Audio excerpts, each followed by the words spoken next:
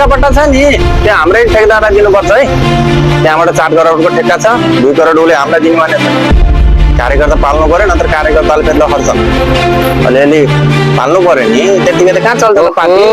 नेताजी यहाँ आउनु। 2 करोड दिन्छु भने नेताजी नमस्कार 50 लाख विपक्षीलाई दिउँला, भइहाल्छ। हेलो नेताजी नमस्कार हजुर। एकछिन यहाँ कार्यकर्ता तपाईँ एकछिनपछि कुरा हामीलाई त बिर्सिनु भयो। हजुर नमस्कार हजुर। नमस्कार। के भयो, के कामले आउनु हो? ओ हजुर तपाईँलाई भेट्न साह्रै गाह्रो भयो। तपाईँ त भोट जितेर गएपछि आउनै छोड्नु भयो के हो? ओ भोट जितेपछि तपाईँहरूकै घर सहरको कामले गर्दा म काठमाडौँ गएको थिएँ नि।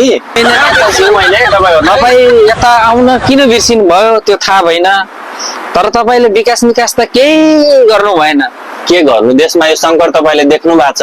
त्यो सङ्कट समाधान भएपछि तपाईँहरूको सबै काम समाप्त हुन्छ। तपाईँको त्यो घर चिनाको बाटो भन्नुहुन्थ्यो नि, ल ढुक्क हुनुहोस्। ठेकेदारसँगै कुरा गर्दै त्यो पक्की भन्ला तपाईँ त 5 वर्ष भइसक्यो।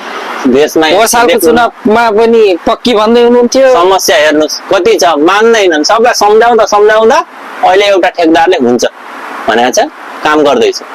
तपाईँ ढुक्क हुनुहोस्। तपाईँहरूको होइन तपाईँहरू यो भन्ने मात्रै हो, तपाईँहरूले काम काज त केही गर्नुहुन्न। यसपालिको भोट त म तपाईँलाई दिँदै दिन्न। साँच्चै नदिने हो त भोट? म नदिने। सुन्नु न यता, तपाईँ पनि कति बिच्किनुहुन्छ के, अलिकति सुन्नु गर्नु न हाम्रो कुरा पनि। 50,000 तपाईँले 50,000 त हुन्न।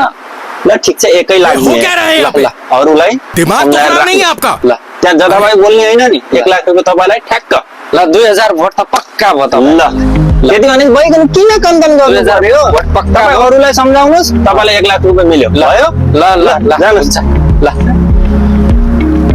हेलो ल त्यो ठेक्कापट्टाको काम छिटो गर्ने है। कार्यकर्ता आएर मुड खराब गरे, 1 लाख रुपियाँ दिनै पर्ने, के गर्ने? यिनी कार्यकर्ता पाल्नै पर्यो। एकजनालाई सम्झाएर पठाएको छु, 1 लाख रुपियाँ दिनु भनेको छु। के गर्ने यिनी कार्यकर्ता, यिनी मुला सागहरूलाई पनि नपाली नहुने अनि त्यस्तै त। ल हुन्छ ल, हस् ल ल।